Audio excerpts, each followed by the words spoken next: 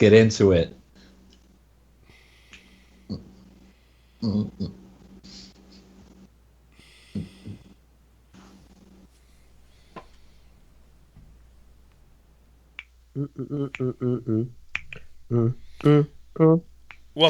Welcome back. It is Bad Publicity. We are on Netrunner Wednesdays. Guys, we are in a good time and we are in a bad time. It is yeah. The good. Do you want the good news first or the bad news first? Let's go bad news first. I like ending on the good stuff. The bad news is that I'm man, what do they call those people that are like always too cool for things? Aloof? No,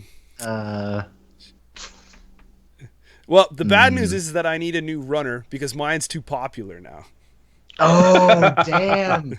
So you're like a hipster. That's you just it. got there first. That's what I'm talking about. You're an Adam hipster, man. Yeah. Damn. All right. Yeah. So I don't know. Things are getting a little. I'm claustrophobic, and the lounge is getting tight, fellas. The Adam lounge is at capacity, and we're at a 1 in 1 out kind of thing. So I don't know. Man. I'm kind of looking over to whatever the Apex people are doing, and kind of looking over there. Adam will still be my love, but he's now, I don't like to. He's too much of a powerhouse. He's a powerhouse. Oh, damn. Well, if anyone wants to make a strong case for Jameson's new #1 main runner, hit us up in the comments, that chat. You let us know. Pitch it. It should be, what's your idea of choice? Yeah, I got to be Alice. Yeah, it could be, but He's a free agent. Yeah, I'm nice. I can go wherever I want to go, man. Hell yeah. But I don't know if I can tell you that I don't know if Anarch is right. In Shaper, I've been in Shaper too long, so I'm to tell you the truth, I might go and look at what Criminal has to offer now. Man, Criminals are starting to do some crazy things. Yeah. Take a look at this Leela D-Res deck that's been going around. It's pretty nutso. There's definitely some spice out there. And you got to get in before it blows up, because then it's just too cool, man. Of course. Any news from your scene of things? I want to give a quick shout out to all the folks that came out to Taiki's Games this past Sunday, a local store champ here in Athens, Georgia. We had a great turnout for such a tiny store, and it was a great crew of people, really competitive play, but also really fun and friendly. A big thanks to John Hartman for running such a great tournament, and I had a blast. I got to completely fool my entire meta by playing a non-kill version of Titan for months, and then I show up with a hard-hitting news boom Titan that shocked every person I played against. They all went, "Aren't you on that Red Planet Courier's government takeover combo deck?" And I was like, "Sure, man. Yeah, that's what I'm doing." Right? Hard-hitting news, boom, get out of my face. So it was so fun. It was a great tournament. So thanks everyone for showing up. Hollis, what do you got to say, man? Well, really, I've kind of it's no secret. People have asked me about. I think someone even joked one time. It's like, "Hey, do you even play this game anymore?" There's been I got really burned out of the game for a long, long time, and I think that part of that reason was because it was hard for me to kind of jump back into the excitement of things, for me to really get energized about the game. And I want to say the combination of really good friends and just like discussion about the game and things like that have really, and of course the new cards that have come out have me just really energized to play the game, more than I thought. I had said before that I would probably play up until post rotation, and then I might call it quits. And my opinion's kind of changed now, because I'm really confident at like where the game is headed now, more so than I was even just 6 months ago. And that just has me really, really, that confidence basically just continued since the start of this pack, leading into like the last couple packs of the previous cycle. So I'm reinvigorated. Yeah, I'm excited. I'm ready to jump in. Basically, it's just moved up your priority scale, right? Like you're saying it was always there. It was always right there. It was always, that casual, grab that casual game here and there, do what you got to do, play some stuff, keep relevant, and then, but now you're, guys in the deep end with barely a water wing holding them up. Awesome. I very much liked the competitive scene of Netrunner. It was fun, and in general, I know that like a lot of people don't like the classification between the competitive or casual when you look at the game. But I liked all the aspects of it. I like the people that played the game because they liked the thematic deck. I like people that wanted to play the best deck in the meta. I enjoyed the game on every level, especially cube drafting. Oh my goodness, guys! If I could just do that all day, that'd be amazing. There you go. But yeah, I'm really excited to get back in it. If anyone has any pro tips or suggestions on like how I get back into the competitive scene as fast as possible, that isn't just browsing Netrunner DB, Adam, hey, just send me stuff. Just message me. Hey. Adam. It's Adam. Start playing Adam. Never thought I would ever hear that ever. By the way, never thought. You had to know it was coming, man. I'm always too early for the party. I'm the guy that showed up at 7:00. I'm like, come on, and then we go hard, and then at 12 I'm asleep, and everyone's just showing up. Yeah. Nice. You're too early, man. You're too early. That's what happens, dude. It's happened for every phase of my Netrunner life. It means we need to look. Yeah. Just follow me. I'll tell you what's going to be the next hot stuff. Yeah. That's exactly it. All right. Guys, if you are new here, welcome. What we're going to do is break down the runner side of White Nile. You will be able to find our tier list in the description below. You're going to go down there. While you're passing the like button, you're going to click it. If you haven't clicked the subscribe, you're probably going to click that too. Then you're going to cut and paste or click that link. Follow along. Enjoy. Sit back. Get your popcorn. Nice. What do we have, Sweet. buddies? Well, let's roll into it with the first card of this second pack of the Kitara cycle. This is Acacia, which is a 1-cost Anarch hardware, 1 influence. Whoa. In it says, whenever the Corp purges virus counters, you may gain 1 credit for each virus counter removed and trash Acacia. Nice. So, any initial thoughts on how one might use an interesting card like this? Yeah, there's a section between criminal and anarch that you need some kind of divider, so turn this card straight up in the box, and you will know where that section starts. Oh, wow. That was way more harsh than I thought you were going to. Brutal. Wow. Brutal slag of a case off the bat. So come on. Right. I think so. If you guys have watched the last 2 episodes, what I really feel we're doing here is called correction and cleanup. This is CNC. This is the CNC cycle. Rotation happened, and we've got some things to do. Obviously, if you really wanted to do something like this, Fester did this better, I feel.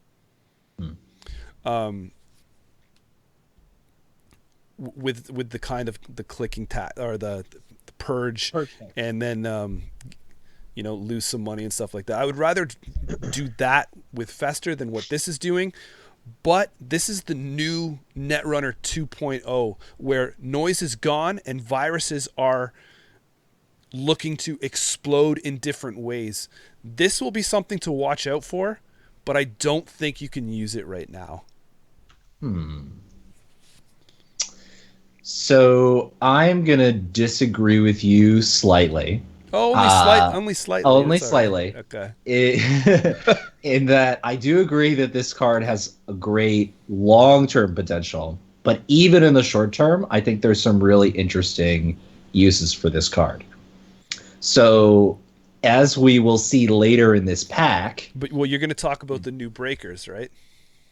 Well, not only do we have the new Yusuf barrier breaker, right, which I've seen some people do some crazy shenanigans with. Just even with viruses that are already popular now, Data Sucker, the Almakua, and you put down that stuff, you start running, maybe you put down a Clot against a Fast Advance deck, and all of a sudden your Acacias become guaranteed money. And the important thing to point out about this card, two important things to point out. One is that it's non-unique, so you can have multiple installs. And second, the trashing it to gain money is an optional effect. So if you only have 1 or 2 virus tokens and they purge, and you have this installed, you can just say, you know what?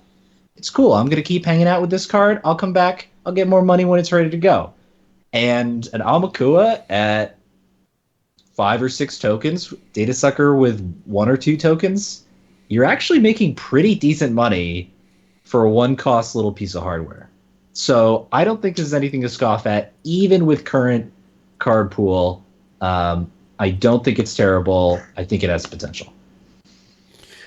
I just feel that the way that things are going, virus counters are more like right now. A virus counter seems to be more valuable if you're playing that style of deck than a credit. And if you're gonna play this provoke a purge kind of thing, you better have a backup, because if they do purge, I feel like you're in a little bit of a jam with maybe some money that you really can't do anything with. This is true. I will remind us, however, though, that the last time there was and we talked about this when we talked about Yusuf, whenever they print an effect that usually costs credits that you can use other things as your economy, and then on top of that, if that doesn't work out, you can cash it out for economy. I think that's pretty huge. And this is where I'll preference where I say I think that the virus stuff has to be flushed out a little more. Right now I'm not feeling it, but it'll be one to keep an eye out on. I don't know. Are you gonna draw the line in the sand right now? I'm between average and below average. I was gonna just throw it in. Well, no, I the reason why I wasn't really chiming in is because I agree with all those points, every single point you made about the card. I would only add, so I don't repeat you guys. It is passive economy, and of course like Jameson did mention, they are this is the rebalance part of the game for them with this pack. So they're rebalancing the way passive economy is going to be generated. This seems very volatile because obviously the frequency of when your opponent purges determines like how good this card is. They may never purge. I don't know. There's a lot of moving pieces, and I guess it's like if they never purge, then I guess the card also has done its job, right? Because viruses tend to be a very. I mean, you want to have the viruses if they're on if they're on any card that you have on your play area. They're there because you want them most of the time, right? So even if the card just simply prevents your opponent from purging, I think that's a positive effect. Even if I don't even look at the money aspect of it. It's sort of the same thing as Fester did, right? Fester was unique because even though Fester was good, it hurt when they purge. It also made them go, do I want to purge? Like, do I even like will the board state change enough to where it outweighs the other negative effect that comes with me actually choosing to purge here? Now, in this case, obviously the interaction here is on the runner side. The runner gets the big benefit, not that the court, as opposed to the corp losing money. So I think that's a hidden value. Is it worth purging on the corp side, and does preventing that purge overall help your board? Which of course I would assume it would. But the passive economy seems very, I'm going to say it feels very meh. I don't think the passive economy here is super major unless you are just stacking up virus tokens. Because even if you gain 4 credits, that's like nothing, right? Because it's a credit to install. Right, but if you're going for the strategy, let's not forget that both Fester and this card are 1 influence apiece. So you have a huge range of flexibility between multiple factions to find the ideal mix of these different virus effects. And you slap down a virus breeding ground or a progenitor or whatever else, in addition to the virus tokens you're using primarily, you're building up this backlog as well. So I think you make a great point, Hollis. Even if they don't purge, I am okay having an 8 or 9 strength Amakua turtle. And if they are not purging that, I don't care. I've got a breaker that can break anything. So great. And that's the kind of tough situation that you want to put the corporation in. And I think this just tightens the screws. It's sort of win more in a sense, but it also is pressure. And I like it. Yeah, I think maybe the last thing I'll say on it is I feel like it was mentioned in chat, like a comparison to a sacrificial construct kind of for Anarch. But I feel like there's going to be a time when there's going to be that sweet spot where you're just going to purge anyway and they're not going to use it, right? Like, I don't think if someone's not purging a virus that has 9 counters on it, right? Like you're kind of on a very slippery slope as it is. And maybe that's the key with this, is because what it's going to get you to do is, get you to build up a couple counters and then the corp wastes their turn on a purge, right? So it is that style of provoke a purge mechanic that maybe something will grow out from, but as of right now, this card lands Alec at average. I think it's average. Hollis? With potential. Even with the defensive statement I gave it, I would still put it below average, I think. Oh yeah, I've said below average as well. Sorry, enough. Alec. Be prepared to fight this fight in, maybe a couple packs. We'll see. Yeah, and that's the beauty of the living tier list, my friend. Oh yes. Very good. Yeah, it's always good to be able to say, yeah, we were wrong. Oh yeah. Because the internet will tell you. They'll have no trouble telling you. Yeah. Well, if there's anything I need to make a stronger argument for the future of virus tokens, it's our next card, Plague. Get ready. 2 cost, 1 MU, Anarch program. 2 influence. It's a virus, of course. It says when you install Plague, choose a server. Okay. Whenever you make a successful run on the chosen server, you may place 2 virus counters on Plague. And that's a whenever effect. So if you go click 1, I choose archives, run, you've gone from 0 to 6 virus counters just hanging out on your board. And now what you do with those virus counters that are on Plague and not on other cards that you might want, that's the question. Right now, are virus tokens on a card on its own worth that kind of money in that kind of time? What do we have to interact with the virus tokens on Plague? Like off the top of your head. So if you have something like your Amakua there that's already building up tokens, and Plague is just chilling next to it with 6 to 8 tokens, and they purge, you've just made $8 more with your Acacia, as we just saw. Okay. Okay. That's your combo, number 1. Otherwise,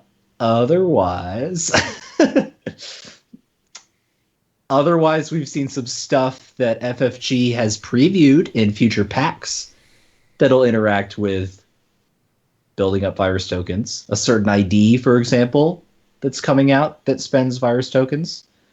Or the program, Yusuf, from last pack, that spends virus tokens. I'm just trying, man. I'm like, something is going to be here. You're reaching. Yeah. A little bit. I'm reaching. I understand that. But if there's any card so far that screams like, check me out in 2 to 3 months' time, I think this card is on that list of like, we got to revisit it, because the ability to build up sick number of virus tokens quickly is only going to get more relevant over time. I agree with that statement, but I can't agree with this card. I feel that if the game does swing back to Glacier, or even the ability to not be as ice destructive as it was at a certain time, this card is going to take up a memory slot in Anarch, which I kind of don't like. And it also is going to be useless if they lock you out of a server. I like the way that Virus Breeding Ground produces viruses. That card is from Order and Chaos, and that card is not going anywhere. Potentially, I don't know if they rotate big boxes down the road. We thought Corset wasn't going anywhere, and it did. Nothing is safe. Yeah. So I like the way that Virus Breeding Ground does it too, and you're looking at a trade-off here as unless you Virus Breeding Ground is a resource.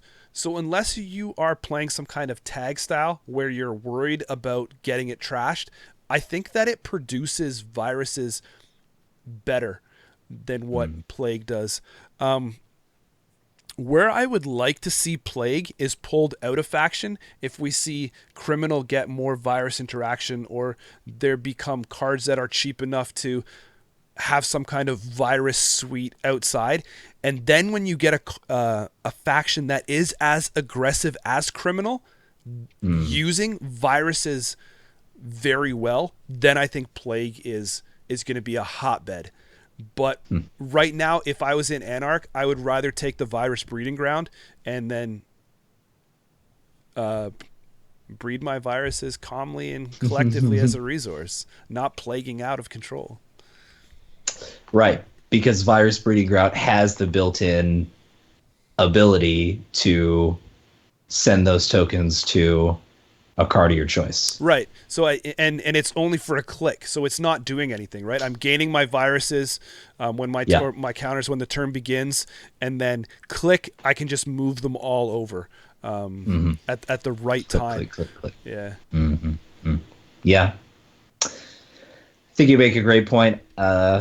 I think I really have to stretch to try and find some nice combination for this card right now. So in that sense, I think it's exceptionally below average to bad. Whoa, you went there, eh? I'm okay with that. For in the current card pool, yeah, it's hard to justify this card in almost any deck. And is it because of the use of the memory slot too? It's the 2 costs, it's the memory slot, but the thing you said that convinced me the most, that I think is very true, is that you've committed to a server and you get maybe one turn where that server is free and open, and then any corporation that really cares about that is going to just ice it up and call it a day. And at that point, you're kind of hosed. Yeah. The plague is quarantined. That's right. Exactly. Hollis, did you get your piece said?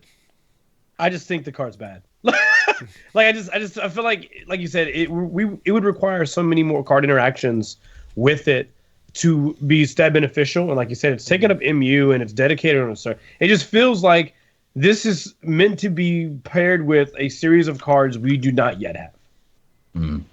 And I think, in FFG, they I mean, obviously, I don't think they would just arbitrarily create this card with no connected cards to it.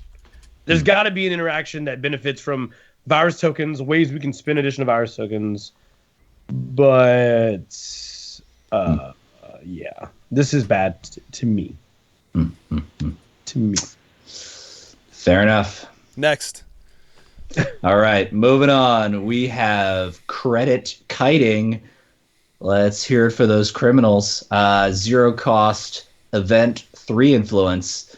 It's got a condition: play only if you made a successful run on a central server this turn.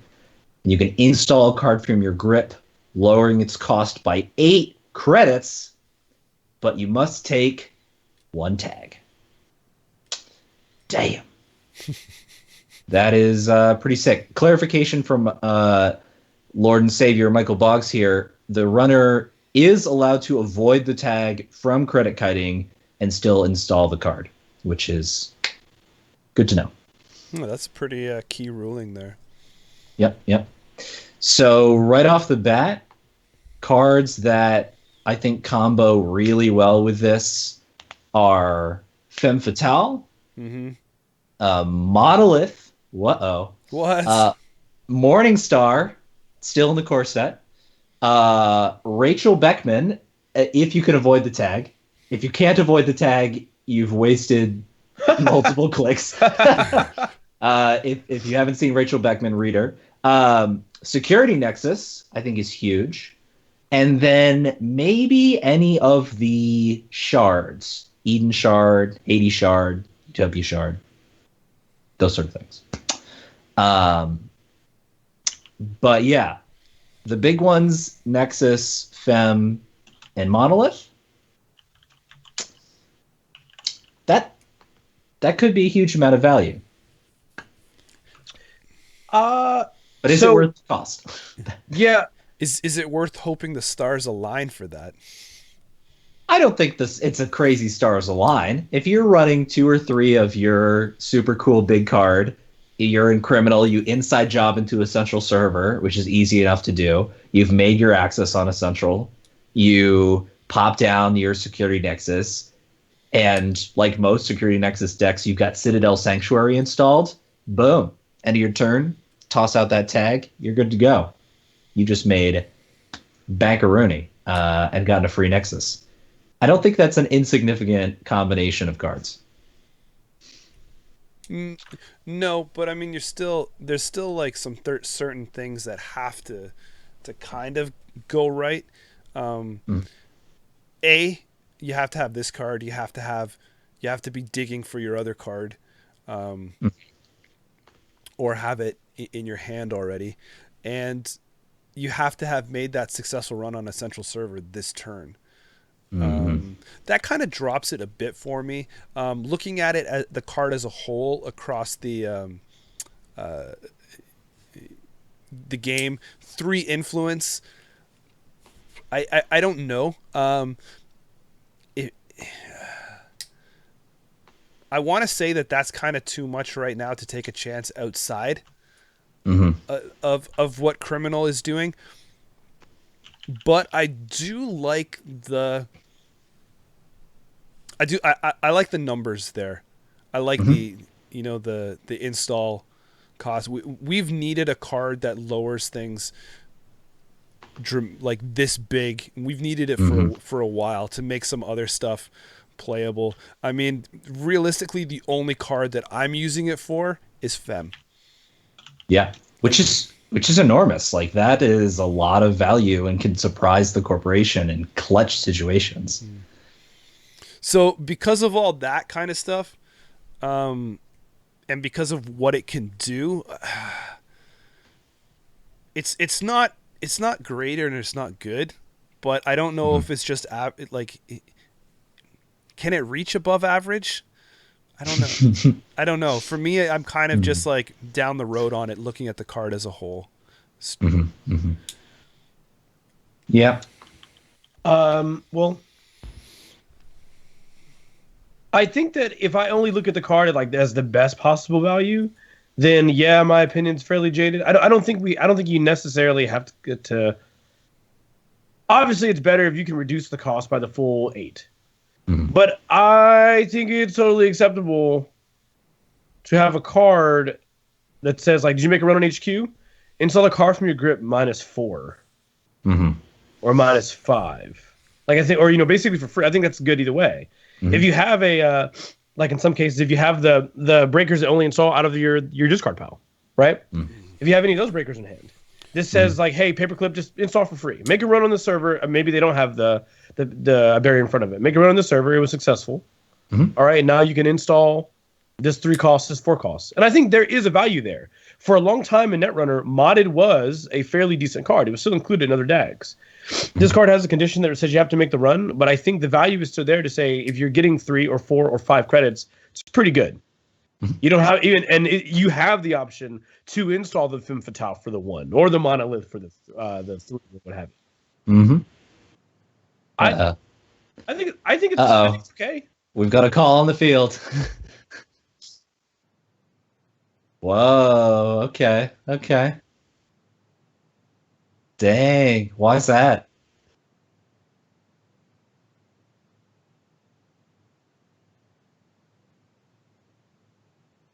Mm-hmm.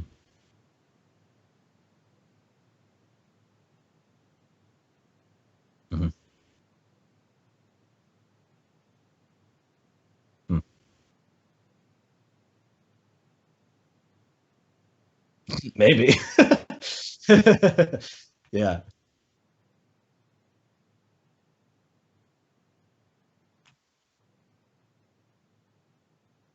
Mhm.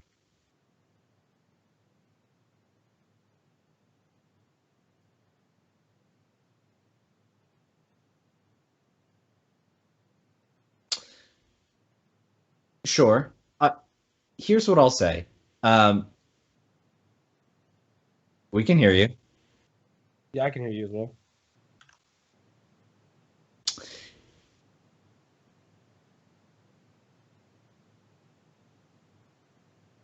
We can hear you. Yeah. All right. So here's what I'll say. I don't think this is. We heard everything you said, man. We got you.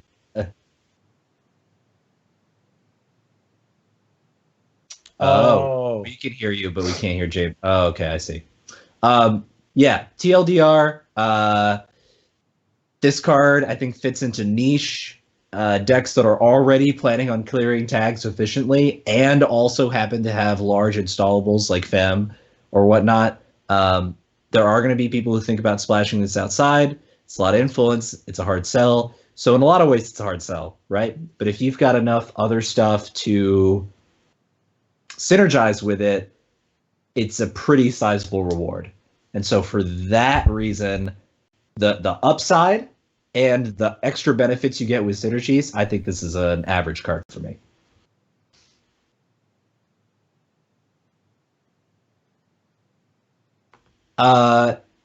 Well, you were just trashing the card. Okay, so you gave it a below average. Okay, right? Because can you guys, like, when you get into chat, like, can you hear me now? Am I good?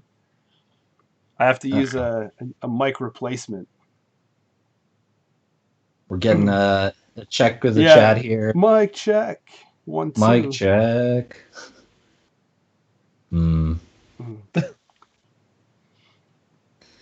Uh-oh. Still no audio. What? Hello! Oh. Damn. It's the power of the internet. Yeah. Something is destined to go bad. It's destiny. Oh, yeah, it's good. Okay, so what I was saying is I don't think that the value that you're getting out of the whole thing is super worth it. Hollis, we lost your camera now. Everything's going bad. So what I'm saying is that I think that I'm sliding my rating down to below average, the top of the below average scale, because I think there's too much involved in, even for the value you're getting out of this card, where you're running a central, having to install it, having the cards to play it, and then you're going to have some way to clear the tag after, or if you're clearing that tag manually, not cool. So for me, when Criminal gets bigger, badder stuff, this is going to be able to look into it. It's got to be a sign that something's coming. But as of right now, I got to say it's below average for what it is. I'm actually going to... I agree with that. I think the card definitely belongs in a below average position. I just also think there's a value to be given, knowing that there's tag avoidance and ways to reduce the cost to remove tags and blah, blah, blah, blah, blah. I still don't think the card's great. I just think it's better than mine. I looked at it and I was like, nah. And then I was like, no, this is actually not that bad. It's not horrible. It's not a great card. As the resident mayor of Value Town, I'm telling you, there's something here. There's potential. Our keyword of the whole cycle so far. Potential. Yeah. All right. But as of right now, as of right this instance, yeah, it's got to be below, right? that's the verdict.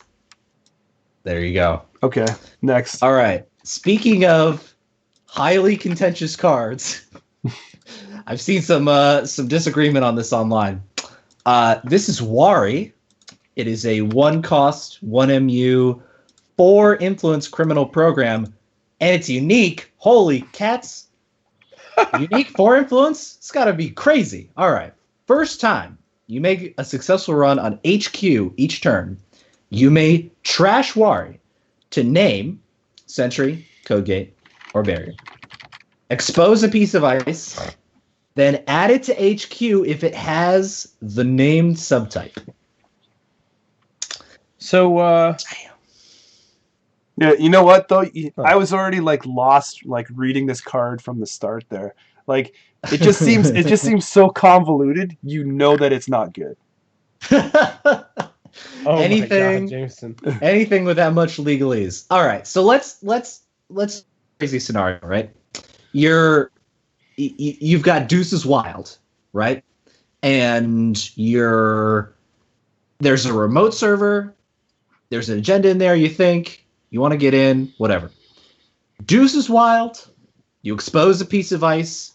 You make a run to HQ. You got Wari installed. You go, I know what that card is because I just exposed it. I'll name the type, trash Wari, and bounce that ice back to hand. All of a sudden, that server that was protected, it's missing a piece of ice. Where'd that ice go? So there's combo number 1. Combo number 2, play Silhouette. Have fun. Combo number 3, be good at Netrunner and guessing ice. Be good at Netrunner and guess the ice. Got him, like easy. I will say though, shout out to David Weeks, my buddy David Weeks. That guy is unbelievable at keeping track of what ice he has seen in accesses on central servers, or sort of getting a sense of the deck and being like, all right, Yes. I saw you had a Fairchild 3 because I saw it off the top of R&D. I saw you install it over there. Like, I got the read. And so with decent reads, your odds of whiffing on this card are, they're dependent on both the synergies in your deck and the quality of your play. Well, why don't you just play Leela? I think that's good too. Like I think that can also be good. Like for Isn't that synergistic though? Like, isn't a deck that's running cards like this to derez or bounce pieces of ice also good in Leela as well? Like, it's just all in the same. okay, yes, but I mean, I feel like it's like I feel like it's not worth what you're doing here. Putting because you have to do the trash, like because it's like you have to trash the card. I feel like you're just like, who cares? Because you're just putting it back in their hand. Like, inside job that thing. But wouldn't it be awesome to inside job 2 pieces of ice? Well, right? Like, I mean, like isn't I feel like you like like, did you draw this picture? Did you design this card? Like, I really feel like you're fighting for this one, Alec. I'm just saying, I'm pointing out the synergies, man. I'm pointing out how you could use this card. I'm not saying it's a great card. I'm saying, Well, don't mess with our minds. think of the possibilities. I can see possibilities, and I see that you might trade in your Mare Stripe from Value Town to the key to Janksville, but I just I just don't know what just don't know what I want to do with this card, man.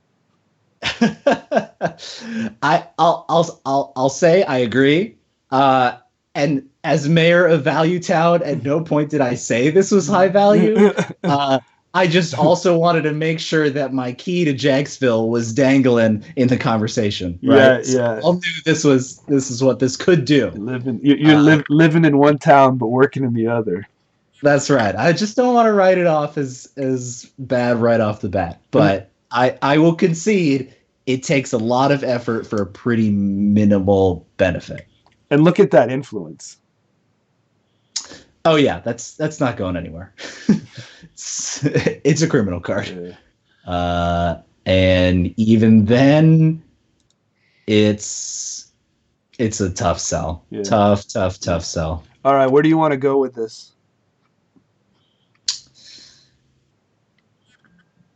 I have no input. I have no input on this card, by the way. BAD? Like not anymore. Not anymore. I'm just this card. I have no idea what this card is. Jameson, I laughed when you said it's worded so difficultly that you can already tell that it could be mediocre. And I was like, the moment I read it, I was like, yeah. Like I want it to be good. I want it to be awesome. But I don't think it is. I think you gave very specific examples of why it could be. And I guess the more specific the example, the more of a pipe dream it is. So, yeah, if I can't spin an exciting enough story with Acacia, which I feel like is a card that actually has long-term potential, like I need to stop my storytelling, man. I need to stop spinning these tall tales of amazing combos. So where are you gonna sit it? It's not working. Yeah, it's a bad card. It's bad. Nice sorry, art, though, Alec. but it's bad card. Yeah. So I get it. Really also, what we're doing this cycle is we're skipping IDs. IDs get their own dedicated show. So this is the time where we make a card jump, fellas. Yep. See you later, NetSpace Thrill Seeker. We will return in a few short weeks. But up next we have Jochobe, a unique Shaper program, 2 cost, 1 MU, 3 influence. Oh yeah. And it says, whenever you break all subroutines on a piece of ice during a single encounter, you may place 1 power counter on Jochobe. And as a paid ability, you can spend 2 hosted power counters. Choose a non-AI icebreaker. That icebreaker has +3 strength until the end of the current encounter. So kind of like Data Sucker. It gives you extra value over the course of some runs. You break some stuff, and then you get some free boosting. But unlike Data Sucker, I don't think you're going to see this this is. Again, look at all that text, man. They're really trying to explain something and do something too crazy here. And oh god, who loves math? Like, what we've learned today: too much text means card is not good. So what I feel like with this is that I feel like it's a shaper option. It's something that in there's going to be some kind of like chemistry that you are going to be able to get value out of. You are going to be able to turn a profit on this card, but it's just kind of like blasé. It just honestly it seems not there, but Hala save me, man. I'm drowning. What made Data Sucker such a powerful card is that it was not only was it easy to include in a lot of decks because of its influence cost, but it also it was basically pound for pound, dollar for dollar, credit for credit. It was beneficial. You didn't have to basically like you didn't even necessarily have to have this huge chunk of a virus counters on Data Sucker to make a huge difference. Every single time you put a virus counter on it, it immediately generated a value that was useful because it effectively related to, even with the most efficient breaker, -1 credit that you would spend. So it was an economy card. Now this has the same potential to be an economy card, but it's more work involved to do it. You get only one. You get only one virus counter per run, but it requires 2, and in that case, you can boost by 3.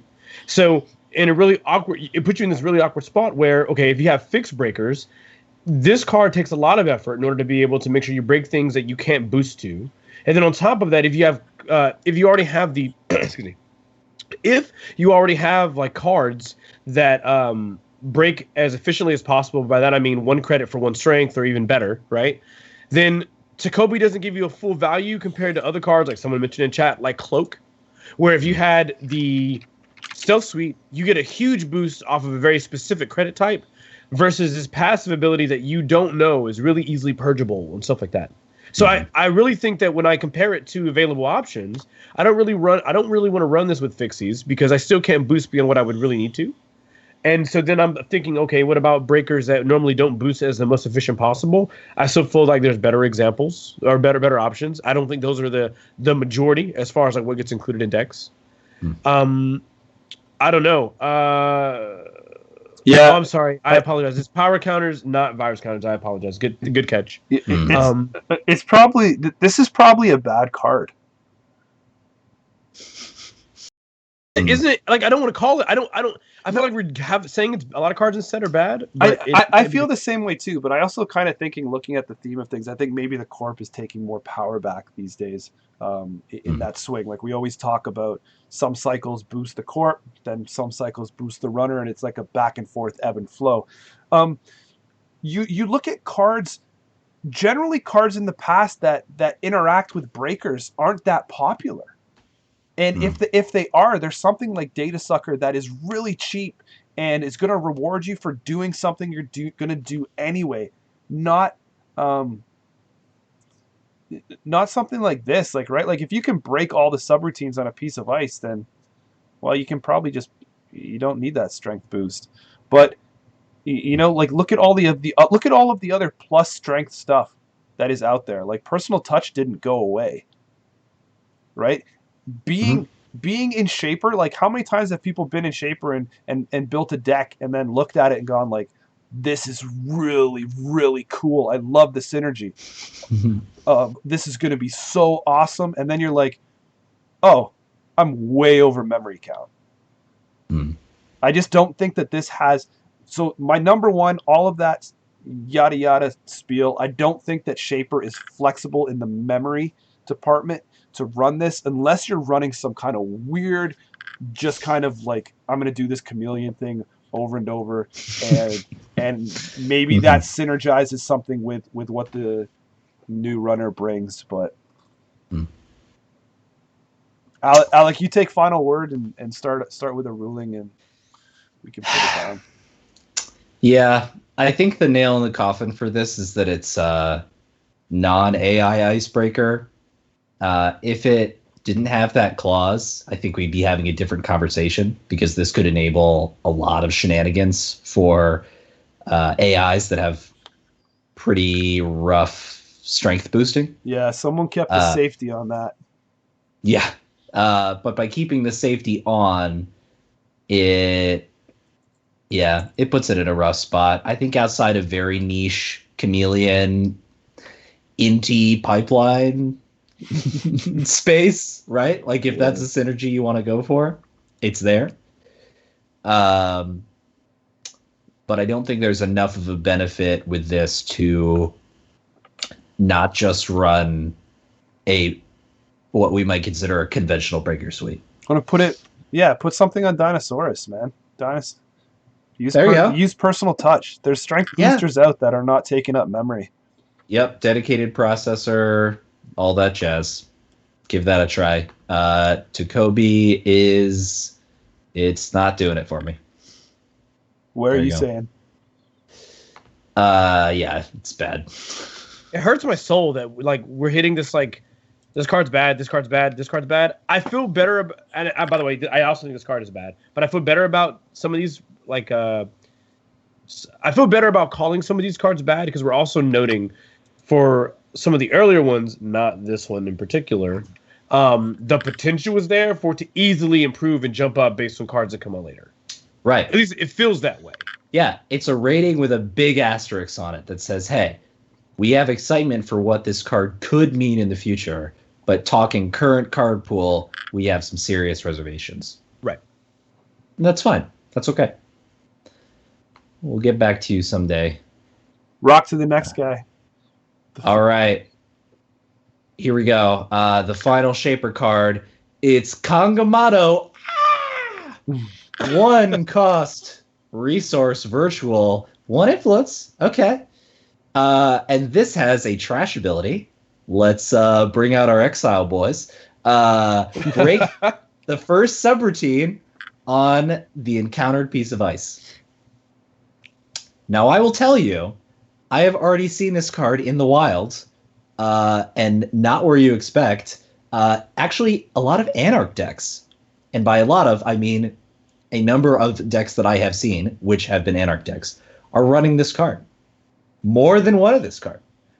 And I think that's because it is a very high value single break of a key piece of ice. And the type of ice that I think this deals with awesomely is all that mythic ice. Your Mother Goddesses, your Excaliburs, your Lokis, right? And there are some decks that rush out behind a Mother Goddess, or they're doing shenanigans with an Excalibur out of Ag Infusion. And if you've got a Kongamato just hanging out there, ready to deal with it, you don't need an AI. For that one key run, right? Ag Infusion wants to get off their first Nisei Mark II. Kongamato swoops in and says, see ya, sucker. You're not hitting me with an Excalibur today. You get in. All you need is that 1/1, right? It's the one run that matters, and this is a cheap way of doing it. So I like the folks that are experimenting with this card because I think it's cool. I also respect the experimentation.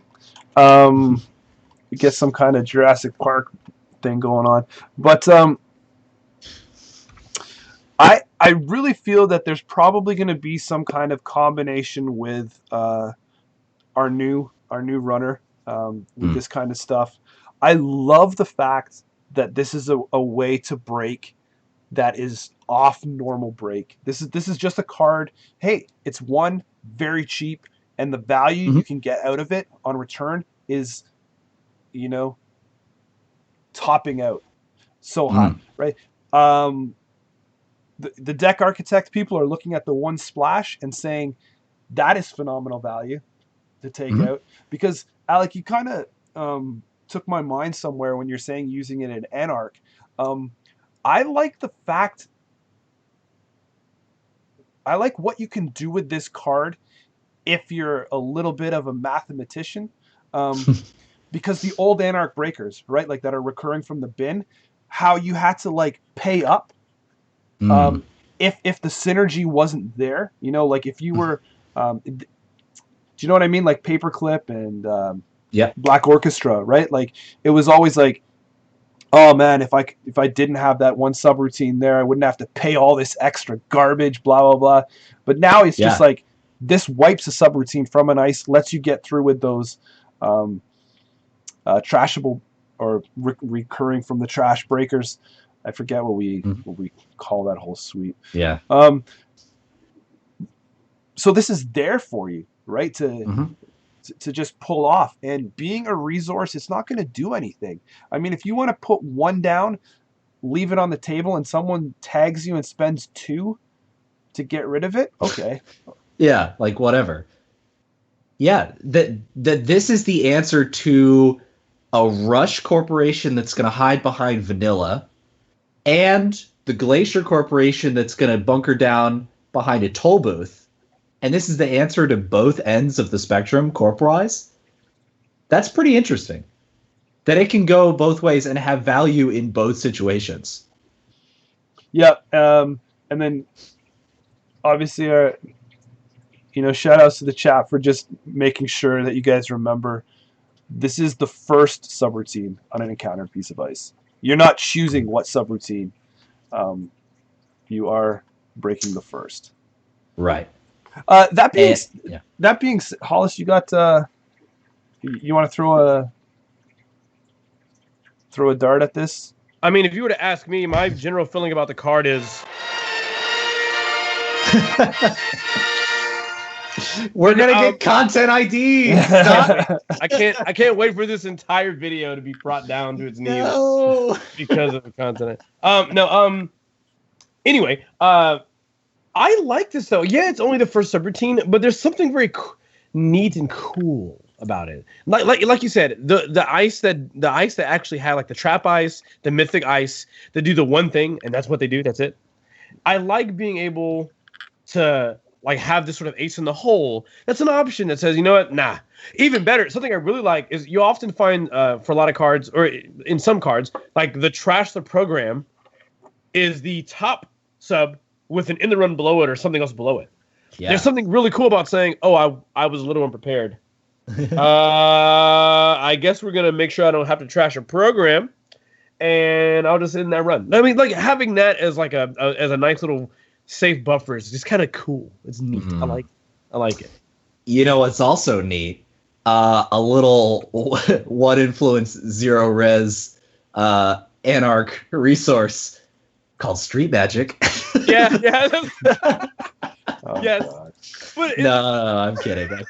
I actually don't think that works. I don't think that's a synergy. That's a joke. I just really like having this card as an available option. I think it's good that I don't necessarily think you mentioned you saw it in Anarch decks. I don't know how long that will persist. But I feel like if people are finding a decent use for it as that one of thing because it helps them solve a problem in the current existing ice suite they can't really handle. Mm-hmm. Great. I mean, that's really, really good. This is not the first time in Netrunner we saw people doing this, where people use very weird breakers occasionally just as like a 1x because they were like, you know what, I don't like this breaker, but it does something in this weird matchup that I can encounter it. Yeah. So I think it's fun. All that said and did, I just think it's average though. Yeah, no. Yeah. I think it's definitely average. I agree. I don't think it's shaking things up. I don't think it's going to make Corpse have nightmares, right? Sleep poorly at night. But it's going to be something they're going to have to be aware exists and might surprise you in one or two situations where you think you got the runner on the ropes and they're like, send in the bird. Yep. All right. Average it is. This next one's a little bit of a tricky one to talk about. But it's probably the reason why you pulled out your crisp bills to buy this pack. Do you want to take this one, man? I feel like this is No, this isn't the one that I deserve. Okay, all right. Let me break it down for you. We have our first Adam card of the cycle. This is Emergent Creativity. Woo! And if Adam is anything, it is boundless creative potential. So, be inspired by this card. 2-cost event, and it's a double, which means as additional costs, spend a click. Trash any number of programs or pieces of hardware from your grip. Search your stack for a program or piece of hardware and install it, lowering its install cost by the total install cost of the trashed cards, and then shuffle your stack. And this bad boy is coming at you for 5 influence. Ooh. So this this breaks 2 rules that we've set out. This breaks the whole tier system a bit because I think it's really hard to pinpoint these 5 influence mini faction cards. These were put there to balance out the mini faction, to give it that boost it needs, and to try so hard to hold it only in that faction. The second thing it breaks is that does look like a lot of text, and that might mean it's bad, but it's actually good. Absolutely. So, and we had this conversation when we talked about Assimilator, right? That it's a 5 influence Apex card. It's really nice in Apex, but what do you do outside of Apex? I think the thing that I want to emphasize in this discussion is a question that we asked when we talked about Assimilator. Does this card take Adam to the next level? Is it a significant boost for the ID, or is it just a good and nice? This is auto. That I think is the question. This is auto include for Adam, and it's a great card. Hey, there you go. There you go. But looking at it as a whole, I don't know how to bring it down because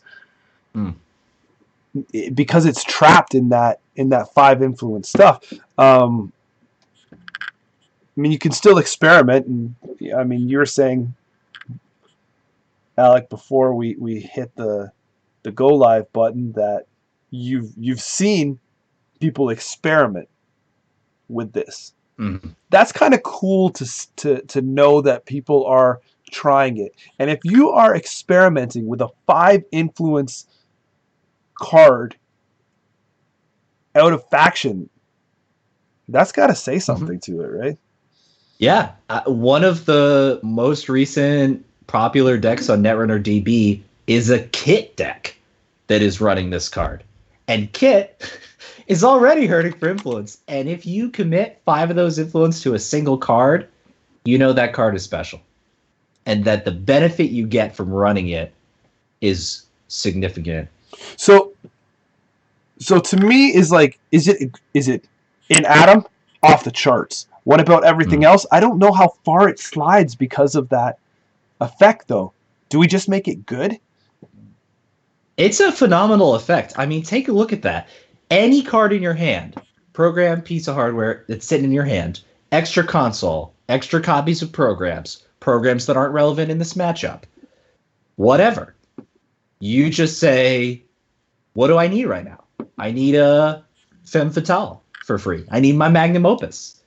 Maybe you've got one copy of Magnum Opus. You use this to install the other one at a discount out of your deck.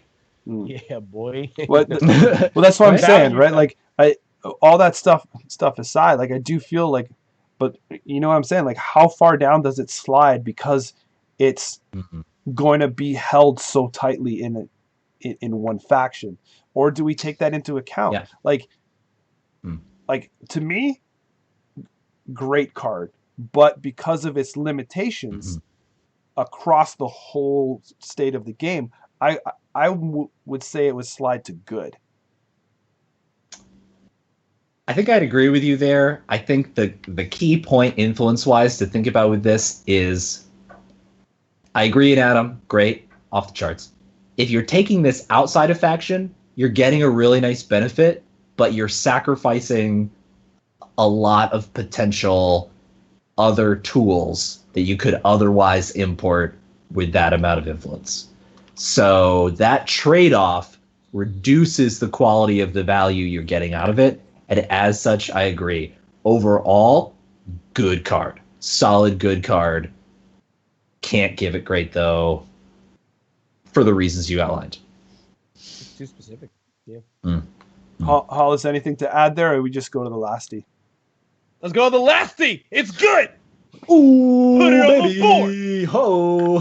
Put it on the board. Fellas, All right. fellas, just when you thought we were only getting one Adam card this cycle. Ruh-roh. We've got such a cool, crazy card. I saw this in action, by the way, this past weekend, this next card, and it was hilarious. So let's check it out. It is 0 cost, 1 MU, no influence, neutral program. It's unique. It is R&D Key. And R&D Key says, the first time you make a successful run on HQ or R&D each turn, you may name a number.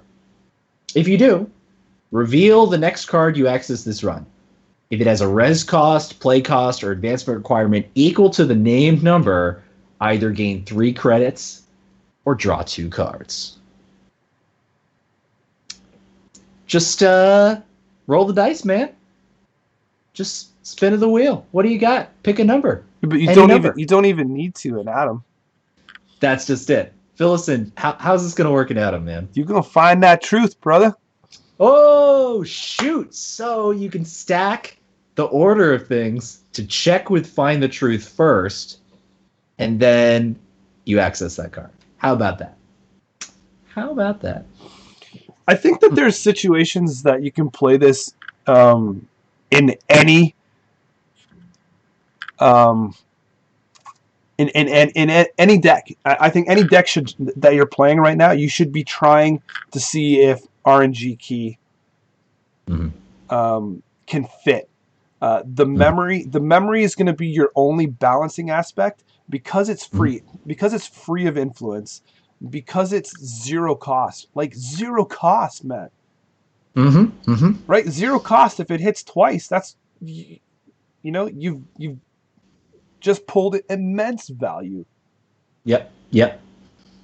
The thing I love about this card is, again, like with our conversation about good play being rewarded, skilled players who understand the deck that they're playing against, the corporation deck, okay, against this particular HBID, what kind of cards are they running? I'm going to access a random card from HQ that I've never seen before. I'm going to pick a number. The more familiar you are with the cards that the corporation is likely to be running, the more likely you are to get this cool value effect on your first go. Then, every time you hit that HQ again, you've got a little more information about what cards are in there that haven't been played yet. And so over time, you build up this knowledge of like, okay, I know he's got 2 or 3 cards that are 0 cost to play that are just hanging out there. Let me name that. And it doesn't cost you anything other than the 1 MU and the click to install this. And now you've got this constant potential of a nice boost of 3 credits, a nice boost of 2 cards. That is cool. But nobody's really planning to play, I'm going to run and access 1 card. Sure. So when you put in multi-access cards and on a turn you're seeing, 3 cards, or you're burning a turning wheel and seeing like a deep stack, well, then that means you just know what's coming, and then this card is rewarding you right there. So it's not just it's not just the I'm going to take a peek with find the truth. It's like you said, the real gamers are going to know what the competitive deck is against them, and they're gonna be able to slim the risk down. The people that heavy multi-access are just going to be able to see, and then you're just going to have to remember the numbers. And then just for shits and giggles, the fun people are going to put this in and have a great time just trying to guess the number. And if it hits, it hits. If it doesn't, it doesn't. Right? Like, that's a great point. And the fact that this synergizes with cards that are already seeing quite a bit of play, cards like Equivocation, which give you that nice guaranteed hit, Indexing, which I see all over the place, indexing in so many runner decks. You drop that indexing, next turn, you're golden for the next 4 cards, right? After the corp does their turn, you know what's up. That is huge.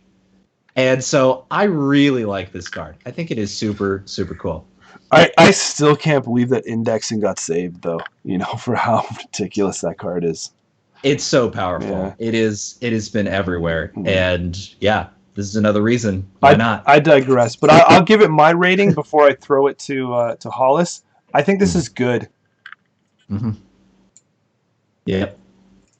100%. I think that historically, if we look at Netrunner, cards that not even Netrunner, in my opinion, like a lot of other card games, and granted, maybe this is my personal experience, cards that ask you to sort of make this guess tend to not be so popular. And the reason why is because you can't guarantee success on the use of the card. Now, obviously, there's card interactions like we just talked about that can help you guarantee success. Consider this sort of the motivation Oracle May combo, right? You guys remember that? Like that was a combo for a while where you were like, yeah, I know, Jameson. Yeah. And that combo was the one where you said, you know, look at the top. So turn begins. Look at the top of your reveal the top card of your deck, and then Oracle May said, name the card type, and when you reveal the top card of your deck, if it's that card type, you would like drew a card and gain 2 credits or something like that. This is sitting in the same. I'm doing the wave here in the same space where you need to be using another combo card that is going to give you the additional information.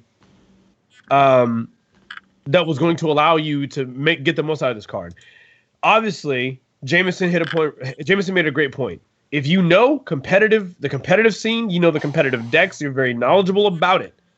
I would say there's definitely room where you've equipped yourself with that knowledge, and knowing those deck lists, you can make great estimated guesses. Mm-hmm.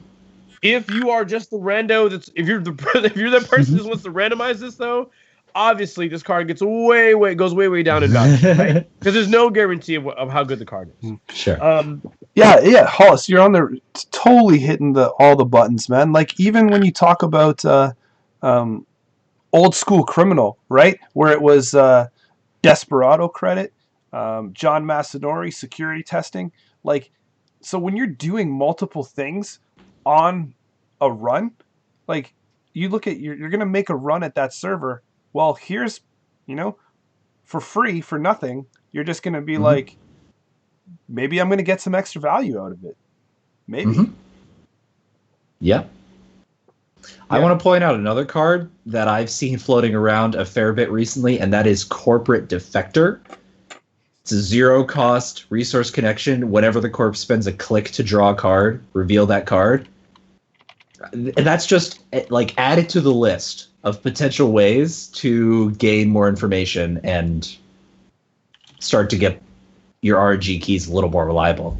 And that's what it is. It's like, for you and your deck, how reliable do you think you're going to get this effect to consider whether to run it? And I think for a lot of decks, you're going to find an excuse to think about putting one in. Mm-hmm. Any other thoughts there, fellas? Lastly, about that card, while it is obviously in the names, like in the namesake, it's RNG, it costs 0. So if you want to, I feel like they've appropriately a card that is literally about RNG. It has the most appropriate cost possible for you to play that game. Yeah, it is the most appropriate cost for you. You are literally rolling dice, and this card may do nothing, and because of that.